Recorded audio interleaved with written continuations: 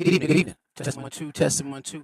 I am not quite sure what was happening with that video, so I immediately stopped it.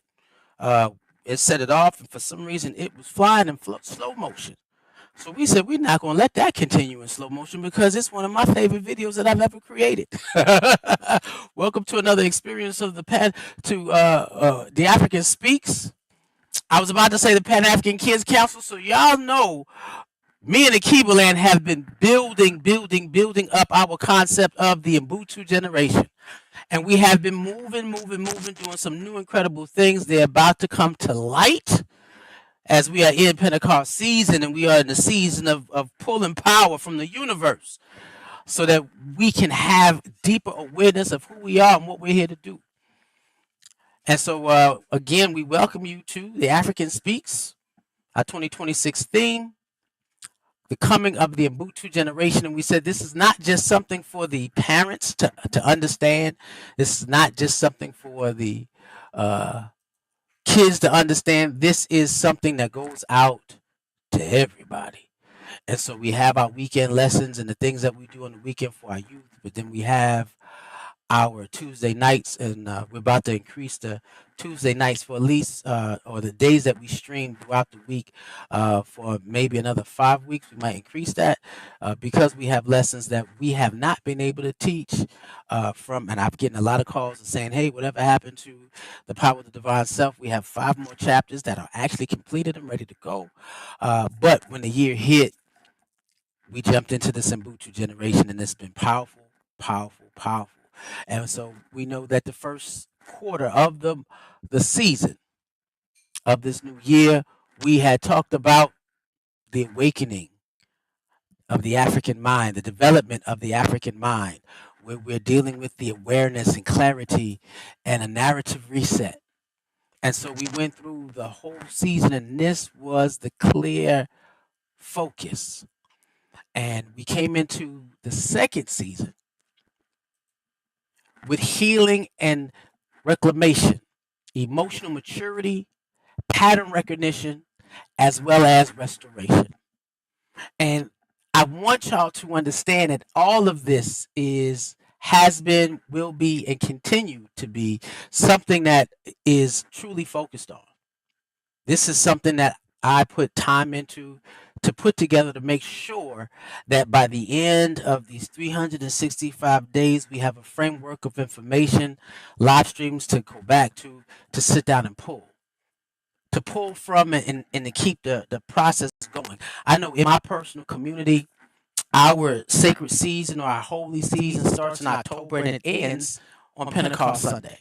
And so every year I go through the same processes, but because I have enhanced my understanding and awarenesses, those processes and those to-dos become greater.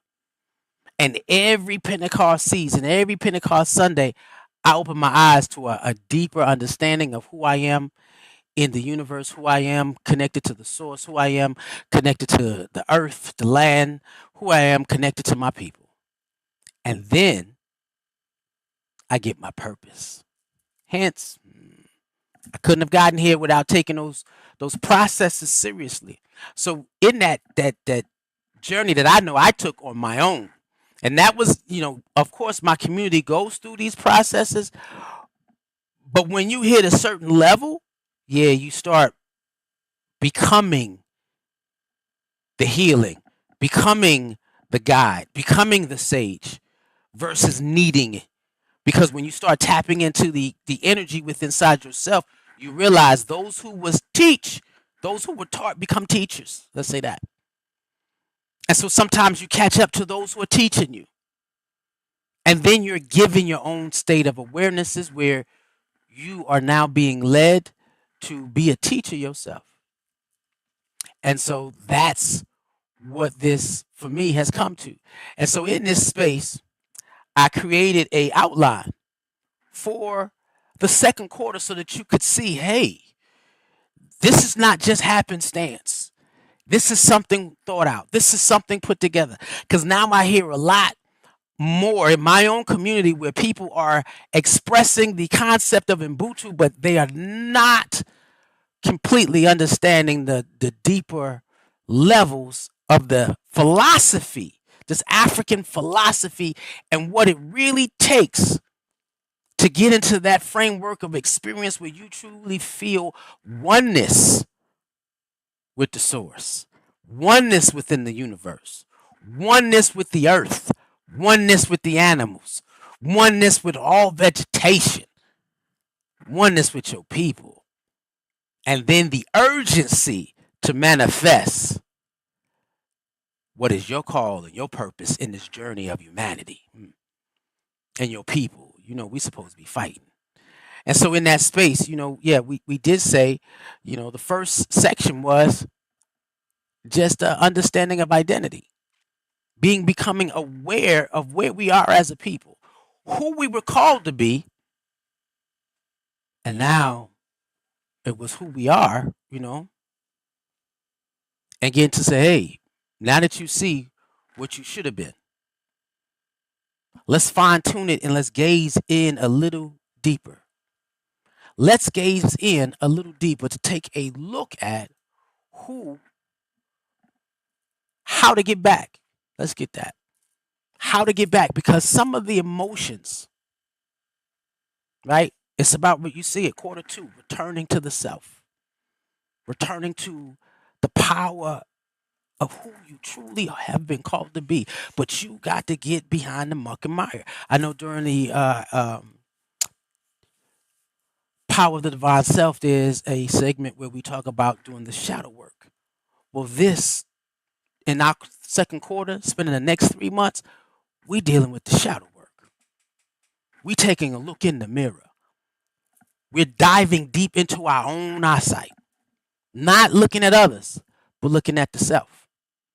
Because that is the only person that you could actually place that you have full control over. You have full control over what happens with the self.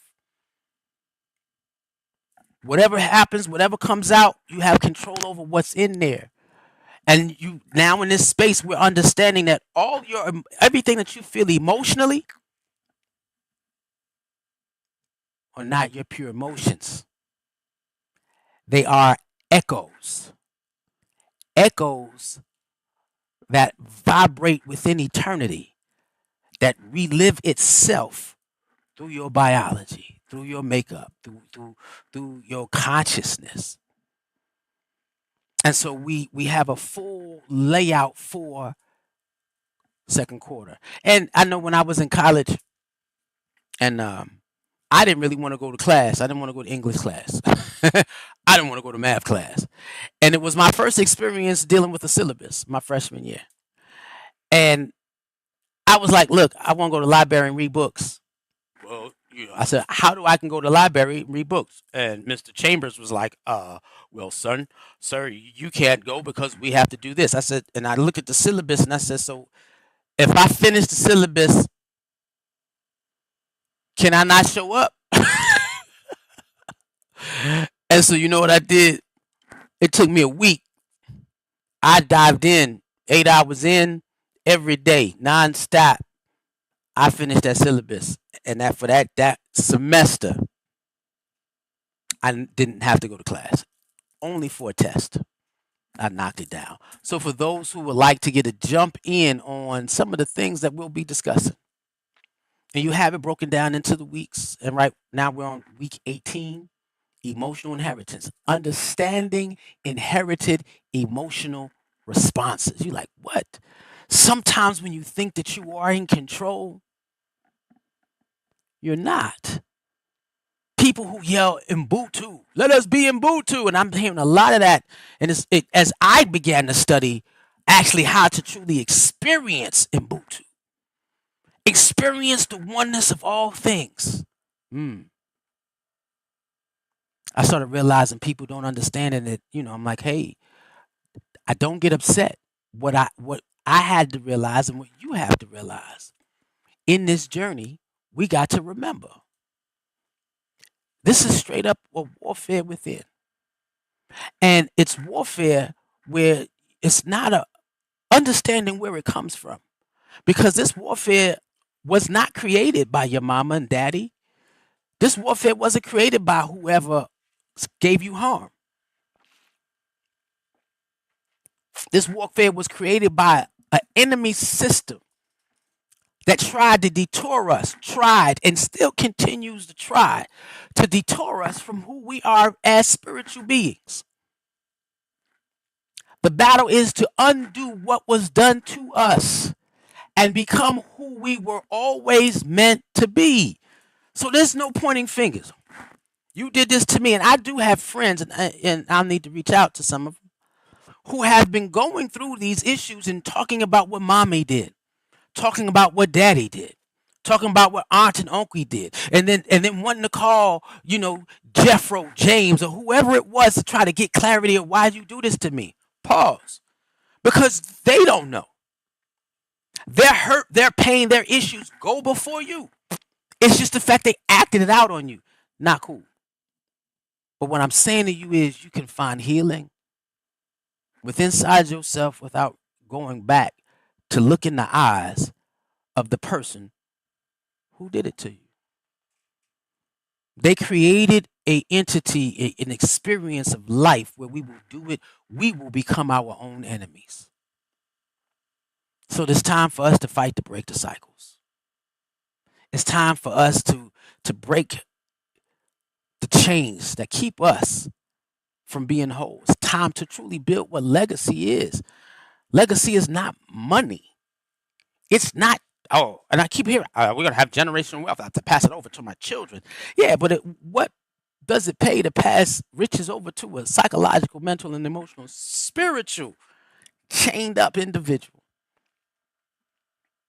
Not saying not to do that, but there's got to be more. There's got to be more to your legacy than the dollar value.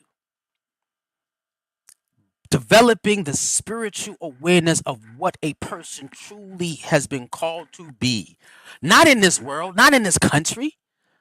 No. But in relationship to the source, to the universe, to the people, and Ubuntu to its highest form. To its highest form. This system has designed to steal our spiritual connection, attack our minds, wound our emotions. We can't even love right. Weaken our bodies. We live with pre-existing conditions because of the environment. And so in this process of the coming of the Ubuntu generation, I said, man, I was doing great with what I was doing. I said, let's just heal everybody. Let's just take time and just put something together on both sides that where the curriculum and the study, it goes side by side. And I'll line it up for you with how World of Akibla, how the kids are getting it in the end. But we are here to heal. We're here to rise. We're here to win. And Ubuntu, resist, restore, rise across the diaspora. And is there a program created to set us apart so that we can send this to the diaspora? Absolutely. And so understanding that, one, what we are dealing with in our shadows, we are pointing to our parents, we're pointing to our exes, we're pointing to our uncles, cousins, we're pointing to everybody in all the harsh things. And so let's get this, that I will never tell anybody to address brutal trauma. Go and seeing that person. No. We heal without that person being around. Brutal trauma. No. But we're dealing with this emotional, mental, and spiritual trauma. So then we can deal with some of the brutalities against us. Let's get to the core of what this system has done and then let us break free of those chains that hold us and keep us from being the divine beings that we were called. Let's get that. Let's get that. And so in this space where we're dealing with healing emotionally, we said, we're going to start with recognizing the patterns. Recognizing generational patterns or patterns across generations. What do you do that your mama do, that your daddy do, that your uncle do? You remind me of your daddy. You act just like Uncle Willie. What are those things that happen that you see these patterns, these behaviors? They're not always positive. that you know that this is not healthy. And so we went from there to say, okay, now that we recognize those patterns, let's go back in and let's see these living memories that live within where we can heal our ancestors. Bad energy, bad feelings, or wrongly expressed emotions can sometimes be summarized as hurt and pain, unresolved hurt and pain that was passed through genetically to you. Mhm. Your mama's mama. In this space, we can talk about the sacredness of the womb. And we got a couple of areas where we can address that. The sacredness of the womb, where in certain African spiritual centers, systems, when a woman gets pregnant, they separate her from the community. She is so sacred. They make sure that she has everything she needs to feel whole. So that as what the child is feeling from that being is all community, all Ubuntu, all connectedness, all love. You want to know what I can't even imagine.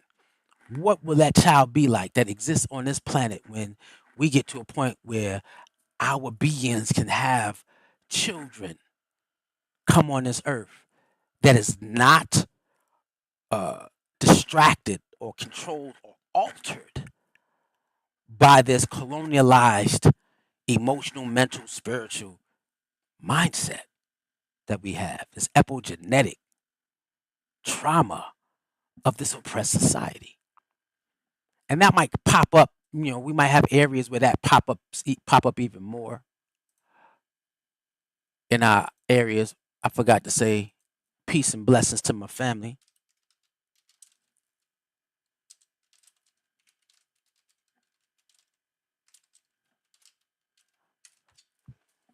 And so if you're watching on one of our public spots, yeah, reach out and say one love.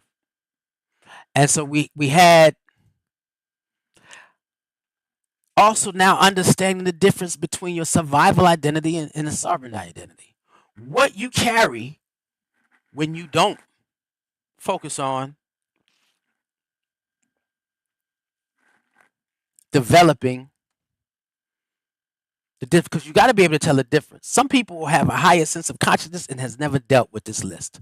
Your fears, your doubts, not being enough, people pleasing, comparison, overthinking, living in survival mode. Everybody's doing that. Everybody's doing that.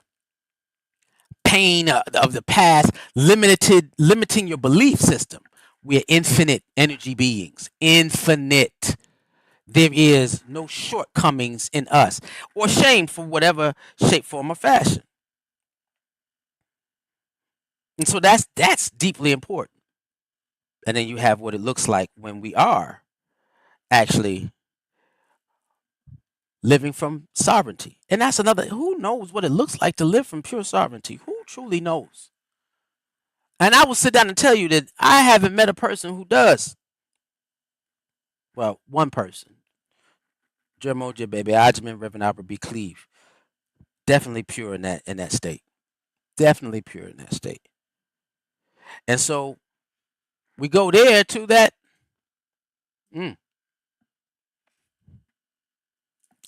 identity formed through survival, recognizing adaptive identities. There are, when we talk about, there's a movie you used to call, what's his name? Sybil, or having somebody multiple personalities. This is how we exist. You have multiple survival personalities that kick in at different times and different experiences in different ways. Survival creates versions of us that feel real, but were never meant to be permanent. Let me let you sit on that.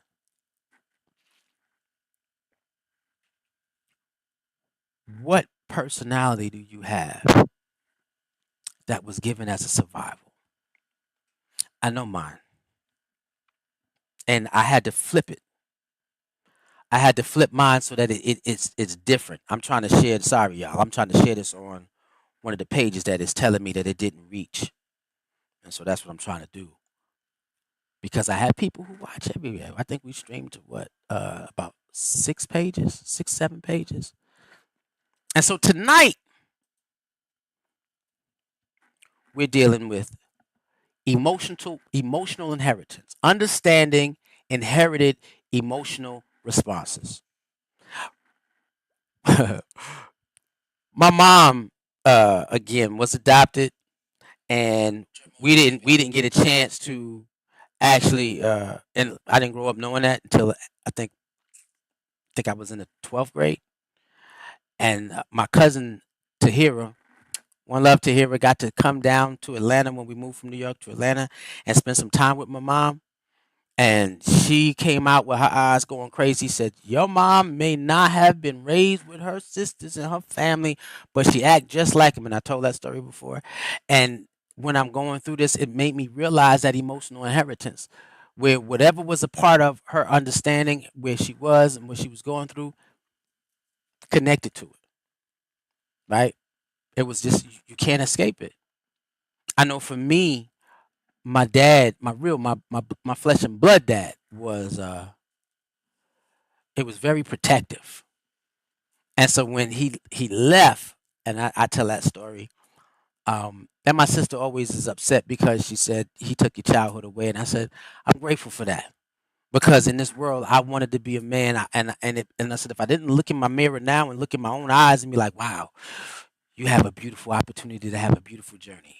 And I had that at 18. I saw that. Despite how hard it was for me, I still loved my experiences. And that's why it kept pulling me toward me experiencing my higher self. So I'm very protective. Not only that, you know what I mean? I'm very aggressive at being protective. And so that protection or that aggression for me in terms of my that emotional inheritance of my pops was, standing over, fighting for his family, the stories that I got when he hit the block, stories that I got. They said that's who he was. And you couldn't take it out. My mother really told me throughout the years, she said, I tried to beat it out of you. I asked, why you hurt? She said, because I tried to beat that out of you. She didn't want me taking up everybody's fight. She didn't want me to take everybody's struggle. She didn't want that for me. She wanted me just to be a kid. And I was able to shift that sense of responsibility, my emotional inheritance. I was able to shift it to a responsibility of the liberation of our people. It is and people don't understand, why do you work so hard for this? It is a part of who I am, right? And so by out my first divination, I was told in my first divination that you come from a family of patriarchs, and all the men in your family are standing behind you, waiting for you to give orders on what needs to be done. They have the orders. I'm building, I'm writing, I'm creating, I'm doing. And so this is for you too. I need you to prepare yourself to understand, to take a look at yourself emotionally. Take a look at yourself, who you are on the inside. And so we get to that point where, yeah, some of our emotions, reactions are not our reactions, they're just echoes. So it's more than just DNA that we inherited. And so section 18, because we talked about memory within, right? The living memory within. And so we wanted to at least mention that in week 15. Help you understand that this memory, there's information, there's emotions, there hurts, there are pains. But in this time where we're dealing with section 18, week 18, here, now that you are aware of it, okay, that's inside me. How do I work through it? This makes it actionable. Makes it actionable. So that's what we're working on. Unseen, unhealed, unreleased. But we're going to get to that point now where we begin to release it. So let's take a look at what is emotional inheritance. Now, last week I was told that it felt like I rushed off, so I'm going to take my time. And we probably get through all the slides. I don't want to rush at the end. Emotional inheritance is passed down, as passing down of emotional patterns. We said take a look at your behaviors.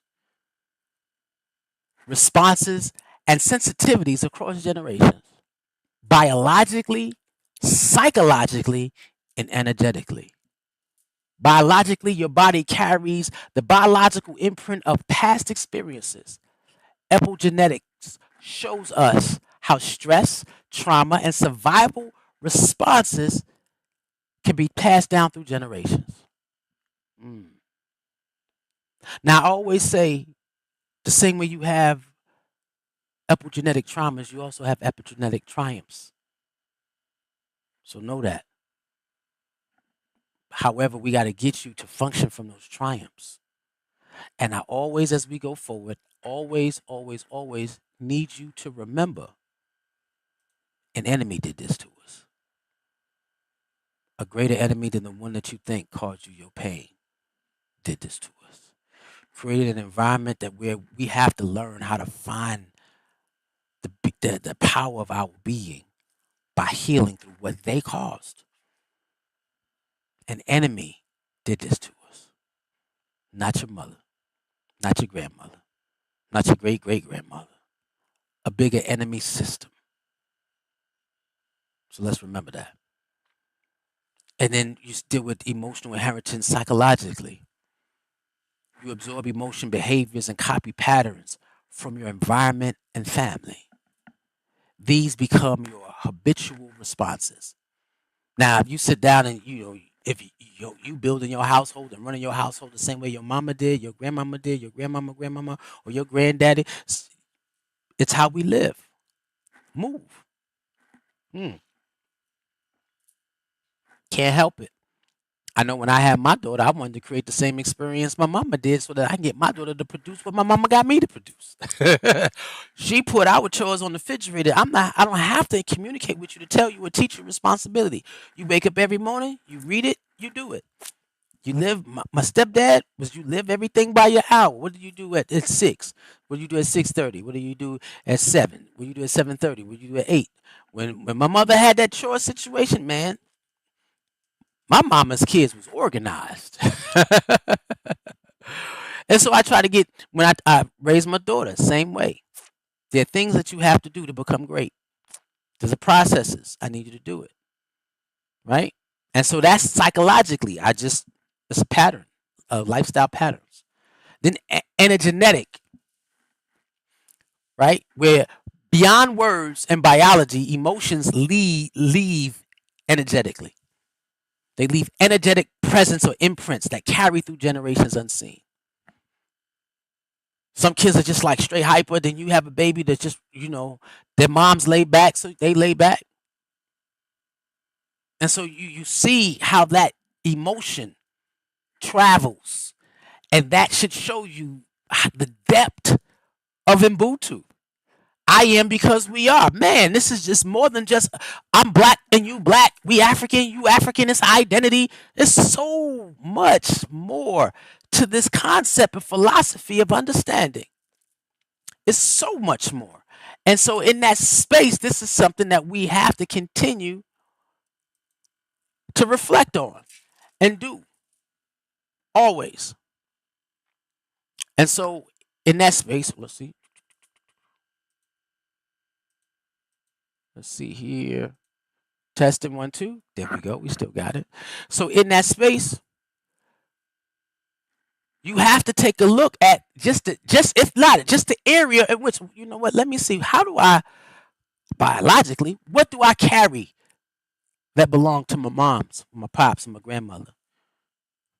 What do I carry that psychologically belongs to my grandfather, my great great grandfather?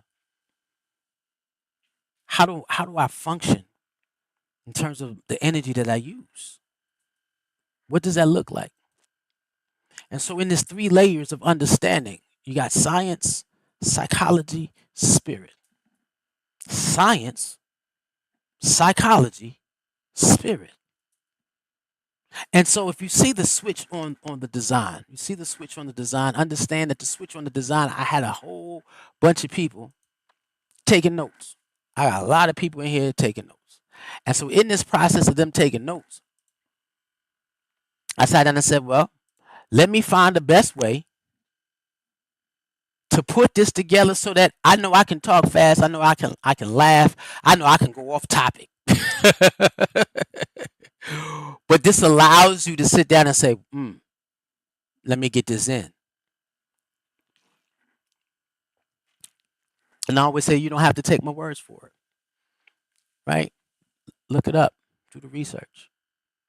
So the biological layer, epigenetics, trauma, stress, survival responses alter gene expression. What? Alters gene expression. These altered expressions can be passed down. That means there's certain genetic code that is turned off within you and can be turned off within you.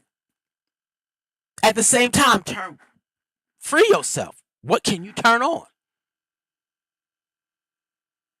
And so how does it shows how it influences future generations. What shuts you down shuts your children down. And then you teach them. And it was a part of and I don't want to give the slave master too much credit, but you have to. Let's teach it to the mother because she's going to teach it to the kids. I'm not going to say they understood epigenetics, but they watched human behavior.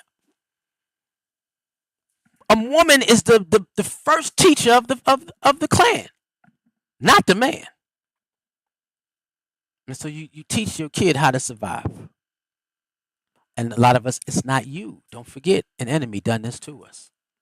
Your body carries memories even when your mind does not. You're doing things that you don't even remember how you got there. So even after you get through the trauma of your life, you get delivered from this life, you still got to get delivered from your past life. And it's not about breaking the generational wealth curse. Come on. If you ain't got spiritual awareness and oneness with the universe and the creator, the source, and you're working on the liberation of your people, it's not real delivery. Sorry. It's all that I can say. The second one is psychological layer, conditioning. What? Learn behaviors from parents, environment, culture, model fear, silence, anger, and avoidance. This is psychological training. We have all had it, and we all do it. We all have had it, and we all do it. You don't just hear words, you absorb them. They become a part of who you are. And I know I spent my time, if you call me something, I spend my time, I'm going to fight that. You don't just watch behavior. You say kids learn by watching. No, they actually do it. They look at you, see it. I'm going to repeat it. Then the metaphysical layer, the ancestral memory, the things that you can't even touch. This is 3 layers of understanding emotional inheritance: biological, psychological, metaphysical. Memories that exist beyond the brain. Consciousness carries continuity. Consciousness carries continuity. Emotional patterns exist as energetic imprints. Wow. This is why, again, the womb is sacred. Sisters, if you sit down, and I had a conversation with someone before I started this, and I was talking to him about this segment, and she was clearly understood. She has 3 children, and one excels exceedingly above the other 2. The other 2 have behavioral issues, but not major issues, but issues. And then she realized who she was at the moment of bearing the child, what she was going through at the moment of bearing the child. Again, this Ubuntu conversation, we going deeper. Why? Because now that you see these things, we are slowly going to get to the point where we talk about releasing them. Right? And so you say, how are emotions passed down? By unprocessed experiences of stress, trauma, stress, pain that is not resolved don't disappear just because somebody passed. No, they get stored. They get stored within that person, and that person has children, and it passes on to the children. It's not healed. If you had a child when you was an infant, or you were a children having children, all you got is a deep immaturity of understanding of who you are. So what do you raise? Somebody that doesn't know who they are. Mm. Emotional encoding. The body stores emotional responses and patterns: fight, flight, freeze, fawn. The body remembers what the mind didn't process. There's a book, was it the Body Keeps Count? Grab it, read it, good. It keeps, so we're dealing with trauma. And even when you're happy go lucky, you're still dealing with some kind of trauma within you. Why? Because, and I want to keep this going, an enemy did this to us. It's a system. So I don't care if you got, it's more than just receiving information. It's a system, and we have to work against that system to get there.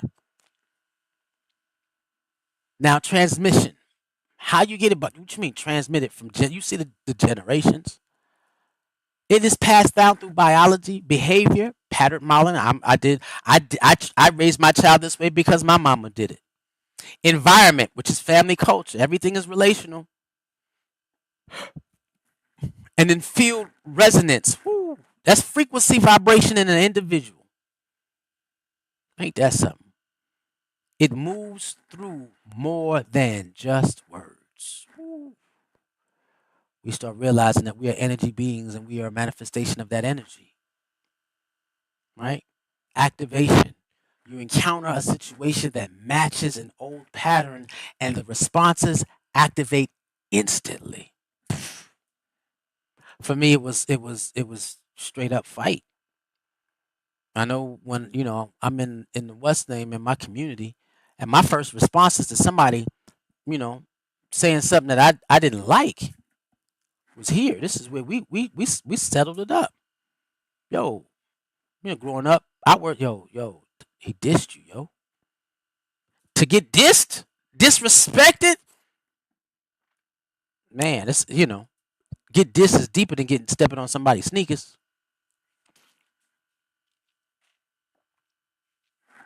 And then identification, where you accepting it. This is how I am. I might have got it the other ways, but I'm gonna say that this is who I am, what I do, and it's just me. And you know how mean, how many people say, "Well, you just got to take me as I am." No, I don't, because if you don't believe that there's some growth, there is no place for you here.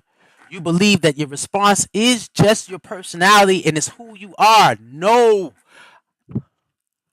I don't know how many times I had to tell somebody, this is not you. It's what you're choosing to do. It's the biggest. Sometimes number five is the biggest wall to get somebody to get past. Well, it's just me. No. Somebody did this to you. This is not you're not the being that the creator put together to come to this earth to help heal humanity. No. You just became what your environment wanted you to become. So you got to get past that. You're not broken, but you're carrying.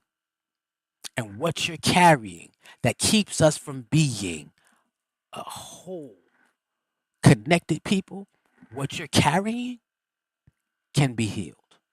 What? Yeah, right. What can be healed? And the question is, will you step into the environment, into the system, into a program that does that? Can you do that? Hmm. Awareness begins the breaking cycle. The cycle is unseen, but the minute that the impact is real, the minute that you become aware that I'm functioning from patterns, that is the time where your breakthrough is right there. That's that time when that happens. And so this is what this is. In Ubuntu, this process is, I need to give you awarenesses of what is happening to you so that you can get to a point where you can actually become who the creator called to be. What is inside you that you're supposed to unleash to humanity to help us return to our higher selves? For me, it's World of the Key Blend, African Speaks, the Pan African Kids Council, and we got a whole bunch of other programs that we do. This is who I am. And as I continue to grow and understand, I will become even more than what you see. And so in that space of understanding how it's passed down, now just look at some of the common emotional patterns that are inherited. Fear without a clear cause. You ever seen? I had a friend, and I ain't gonna say his name, but he always jumped. He always had anxiety, scaredy cat, of everything.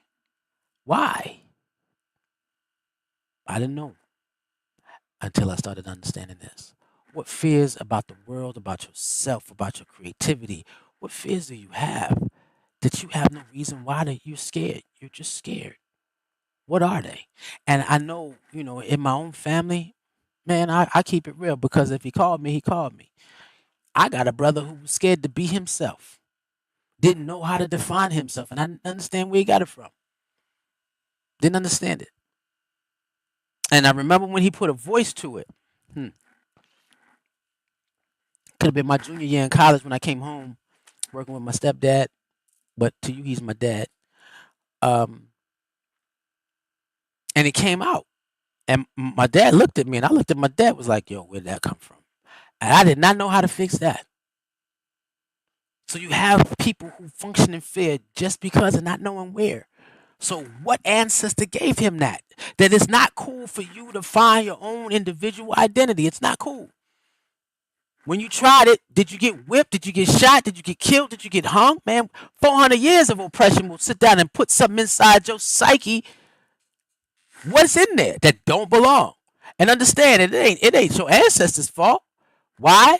Because an enemy did this to us. Hmm. Emotional expression. We don't talk about feelings, emotions. We're silenced to keep the peace or to survive. Man, my mama tried to beat emotion in me because I had none. It was hard for me to say I love you. It was hard for me to express love, hug. That was difficult. That was difficult for me. No, my daughter will tell you I'm a big crybaby. I'm emotional. I'm not scared to show my emotions and my feelings. No fear whatsoever. I had to break from that.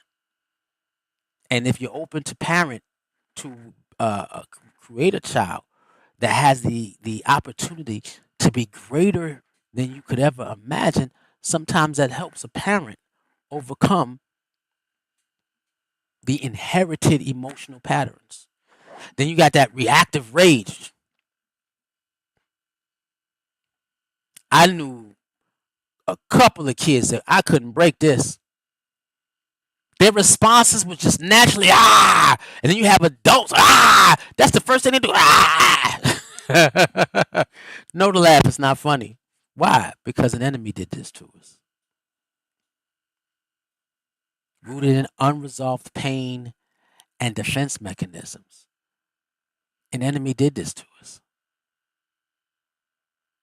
This is these. And when you talk about pre-existing conditions, it's more than just health ailments. Over-accommodating, people pleasing, making sure that everybody's happy and going around. Why? Because something happened. It's rooted in survival through approval. You always got to be approved by somebody else, other than being satisfied with inside yourself that you just gave life your best. Now, nobody can give that to me. I gave life my best, but when you can't, you overcompensate. How'd you like it? Was that good? Oh, so I did great. And you're always looking for somebody to approve you. People don't understand. Now, I like to be respected for what I put out to my community, but I don't need your approval. I love it. I want to be respected. Let me tell you, I want to be respected for what I do. But I don't need your approval to be great. I'm going to just do what I do. Emotional distance. Man. Difficulty trusting, opening up, and connecting deeply to others. I hope you're listening. This is inherited, and it doesn't help us become a people. Definitely keeps you from experiencing the most powerful being that you're called to be. It keeps you from accessing the source in a way, in a genuine way, where you see your grand design. Again, I'm gonna keep this connected. Of course, it's down the line. We have that Ubuntu connection down the line, but I'm gonna keep giving it to you. And so, what is the cost of keeping your unseen inheritance? What is the cost you have to pay? What we carry in silence, we are paying in suffering. What we carry in silence, we are paying in suffering. Mm. Emotional exhaustion, carrying anxiety, fear, or sadness with no clear reason. I just get sad. We're tired, but do not know why. I'm just worn down. An enemy done this. We have relationship struggles, repeating cycles with individuals over and over and over again. Cycles of abandonment, cycles of mistrust. The patterns feels familiar because it is. And you think you've gotten better because whatever physical person you see, but there's epigenetic issues. Maybe your grandmama's grandmama had the same issue. Mm. Relationship struggles. Let's get this. I'm gonna talk about us brothers before I move on for this one. Black men not taking care of their children. This is a the cost of our unseen inheritance. We were not allowed to be parental bodies with our own children for 400 years. So it makes it easier for us to plant a seed and watch it manifest to a being and never be there. Why? Because even when we were there, we weren't there. We were invisible to our own children. And people and every time people are talking about deadbeat dads, I'm like, do you see the psychological trauma? And if we can't get black men to take the time to look at themselves and see what they inherited from what a system has done to us, maybe we can get them to fight it. When I sit down and noticed that, I said, man, the black man's sick. The black male. Let's say that because men aren't. And you can call yourself a man if you want to, but if you ain't liberating black people, you're still a male. Let's rise up to a higher frequency. Right? And then self-sabotaging, limiting beliefs about who you are. I'm not enough. I can't do this. Do I deserve success? I don't know if I'm, how they receive. This is the cost of you not going on that healing journey. Physical and mental health impacts, stress, hypertension, depression, insomnia, chronic pain. Now, I'm going to say this. When you flip it and you liberate black people and you don't see anybody else liberating black people, it's hard to go to sleep knowing that there is nobody else around you who's connecting to what we need to actually get the job done. So God says, I need you to do it until you can't do it no more. My situation. Because I've been asked by so many people, why do you do so much? And my response is always in my head. I don't say it because I don't try to be disrespectful. Why don't you do enough? This is what we call always. Financial and career limitations.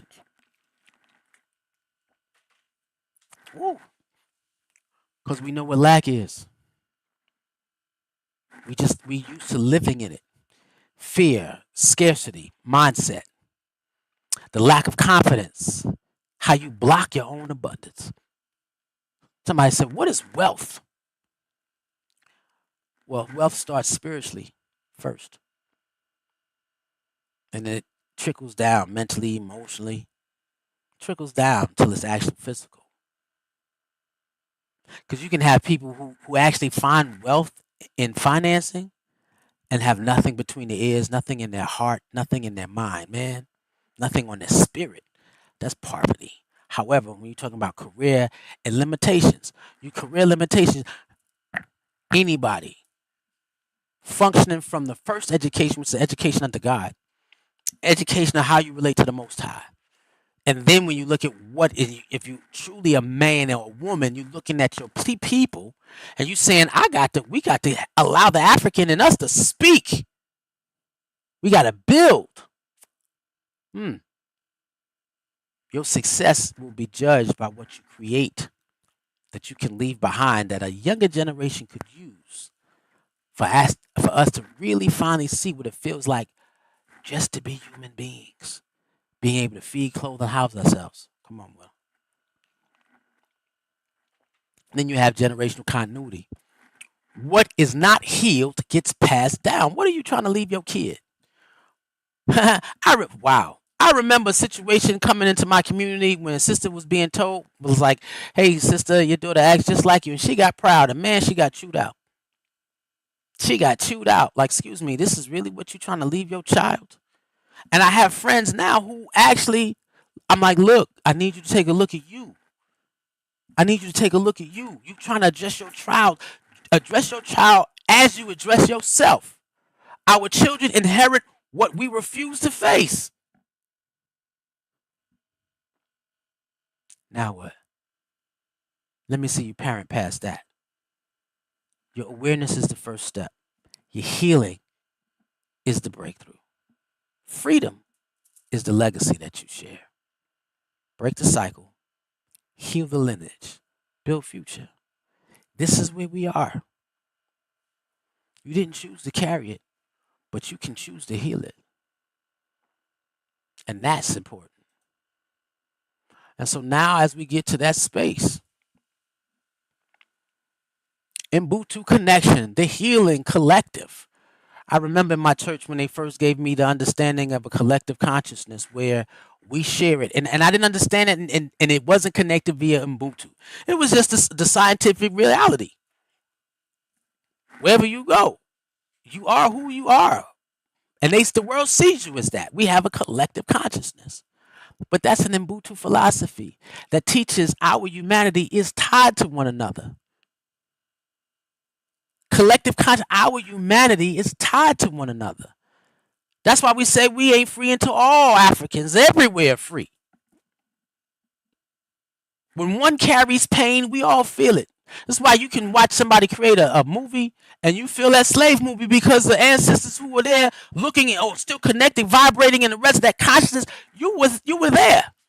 You were in somebody's loins. You was in somebody's womb or uterus. You felt it. So when you see it, oh God, it still affects you. And if you don't, man, they got a good slave. Woo, they got a good slave.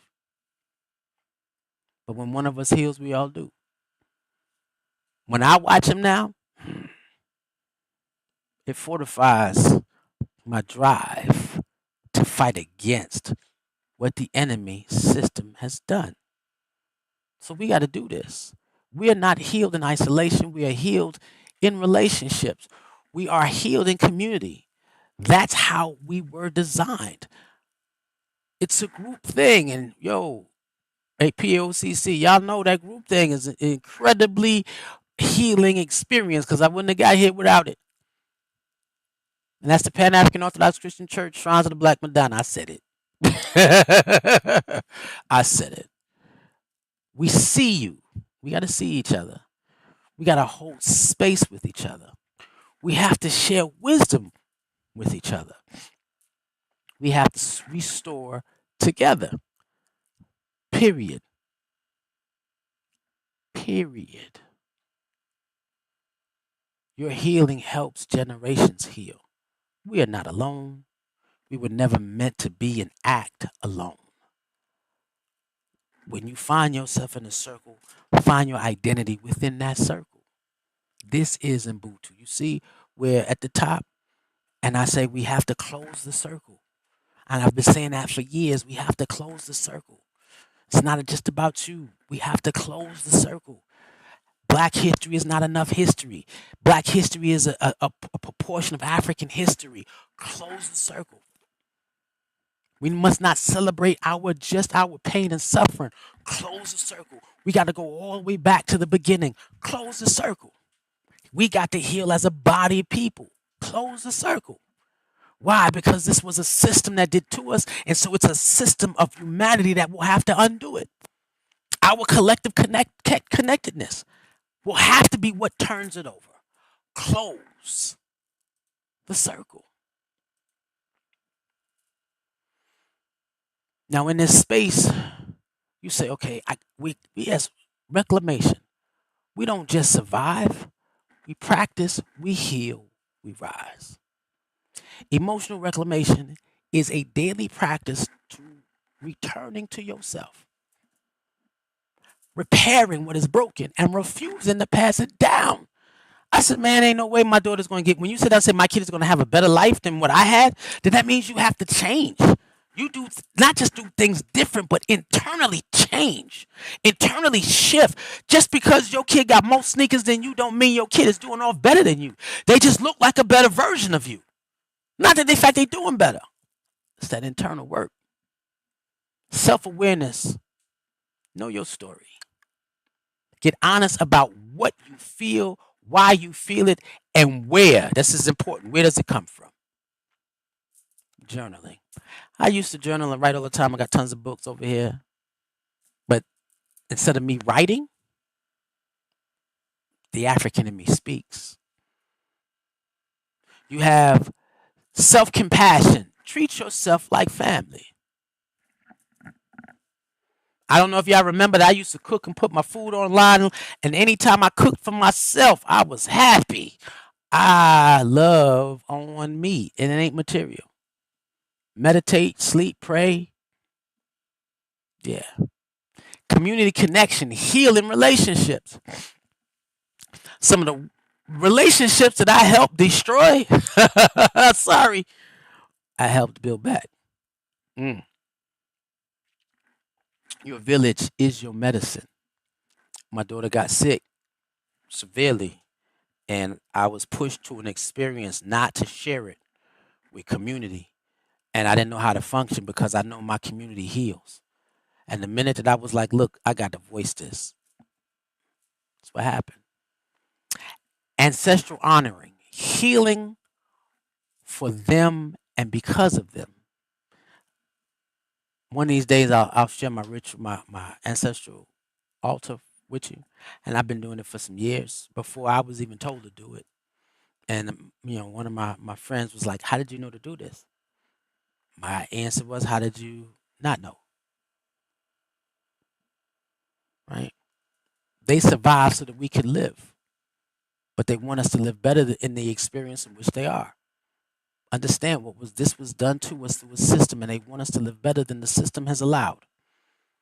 And they want us to take as many people possible. Like Harriet Tubman said, I would have saved more if they knew they were slaves. We're fighting against a different set of chains. And we have to free them, and we have to show them. They applaud. If you to hear the joy of your ancestors when you've done something to break change generationally in the past, man, it's a feeling that I can't tell you. I can't explain to you.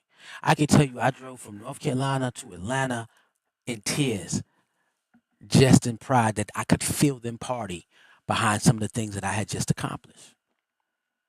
Boundaries and energy protection protects your peace. I'm a little bit different than that. Like, I do have sacred spaces and sacred places that I keep boundaries, but I give all God my protects. Put me in the places that I'm supposed to serve. Creator, protect me. Ancestors, protect me. Lead me to where I'm supposed to go. So I'm never in a place where I'm out of balance. Right? And then if I do find myself out of balance, give me the quick awareness and wisdom to point it out and make the shift. Then you got purpose and legacy. Live on purpose. Live and love on purpose for a purpose. Period. Turn your pain into a purpose and your story into your power. What? My story is my power. My father said, I'm out. You will never see again. I'm done. This your family. Take care of them. Man, I rolled up my sleeves, and that became my purpose. But it increased as I healed through that pain. And said, I can't stop taking care of the family that's mine. Now my family is the African diaspora, and I'm here to take Man, I'm here to take care of them. Let me help you heal from the inside out. Healing is personal. Legacy is generational. Remember, we are not healing just for you. You're healing for your lineage. You are the medicine that everybody that has to come after you needs. You are the medicine that everybody has gone before you need. This is a connected process. And Ubuntu is more than just, hey, we look like each other. It's so much more. I don't know how many brothers walk up to me be like, yo, God, thank you. Hugging me. My brother, something happened to one of my brothers. And I could hear, I don't know what it was, but I had it. It felt like, I don't want to cry in front of y'all. One love, OV. Peace and blessings, Omar. I love you, Hassan. Love you, Khalid. Them my brothers. I am because we are. I connect, and I could feel them miles. And I know what was needed. And something just said, huh, ain't something. What's up? Omar just said, yo, brother, do this for me, man. Do this for me. And if you don't know, go on my Facebook, Jay McDonald. Look for that, and you can see it. It heals who we are as we heal on the inside and fight. We heal lineages. We are the medicine. You are the first doctor that you have to see. Everything that has to happen and be healed happens and starts with you. That doesn't mean you can't have a guide, but the guide can only take you so far deep inside yourself to the point where you have to heal you. And then when you open your eyes and when you look and you vibrate, you allow yourself to live in a healing space. You allow everybody else to heal. Who you become becomes the healing factor of everybody that resonates around you. Your frequency is so strong they can't turn it off. That's it. I always wanted to be Peter in the Bible. I don't want you to touch the hem of my garment. Just go through my shadow. That's resonance. So practice these things. The work is daily. People say you got to do the work. I put it, and again, I talk fast, but while I was talking, hopefully you was writing 1, 2, 3, 4, 5, 6 down. Again, I heard people, hey, look at all these notes I got. Look at all these notes I got. And you got to do it. Wait, let me check. I hadn't seen it. Ah, how you doing, Tish? My daughter-in-law is up in there. Okay, props. Send me the slide. You want the picture? I'll send you the pictures. One love. One love. This is what I do. This is what we do. And so you have to be willing to heal. Experiencing the truth. The truth is not just something you know. It's something you live. It's not something, it's something we become. We heal by putting truth in our bodies, in our relationships, and in our daily lives. Get to that point where you're dealing with yourself in a space of truth. Not, this is my truth, where you're still talking crazy. This is the truth of the divine who placed me on this earth to do these processes. I'm going to heal. I'm going to be a healed being and give the humanity what I'm called to give. That's truth. That's truth. Your truth ain't expressing your sexuality the way you want to. That's your sickness. But you are the bridge, you are the medicine. Healing is not just for you, it's for your ancestors, it's for your children, it's for your people. You are the bridge because you are the medicine. Ground your body. I just learned how to sit outside I got 2 trees. Sit in my yard, my chair, plant my feet. I feel the energy that goes around me. That's truth. And understand, so truth is not how you explain it. Truth is the universal truths that show us how we are connected. Feel to heal. Let yourself feel without shame. Man, don't get me to crying. I had something was going on, and I was so yo, don't make me cry. One of the kids from Akiba was looking in my face, trying to see if I was going to cry. I said, no, if you want me to, I can, but I'm trying not to. My Y chromosome trying to hold me up. Connect to community. Connect within it. I had a brother who's always talking about this is what we should do. I said, hey brother, what community are you a part of that does the things that you're talking about? He ain't got no community, ain't connected to one, ain't buying into one, ain't doing anything. And if he is, it's a whole bunch of European genotypes, and he's the only chocolate bunny sitting in there. Yeah, something wrong. Renew your mind. You have to study. You have to read. You have to meditate. You have to study. Meditation is the response of your studying. And when you start seeking information and asking questions, you got to meditate to be still to get your answers. Renew your mind. Move with intention. Yes, that's possible. You can't, you got to, it's that comedic yoga works. You got to live in truth out loud. I'm going to just be me. I can't help it. Embody affirmation. Say, I am healing. I am whole. I am free. I am the truth in motion. You have to get that. And with that being said, my family, my people, live in your truth. And if you can do that today, let's see if this video works better. You can do anything. One love.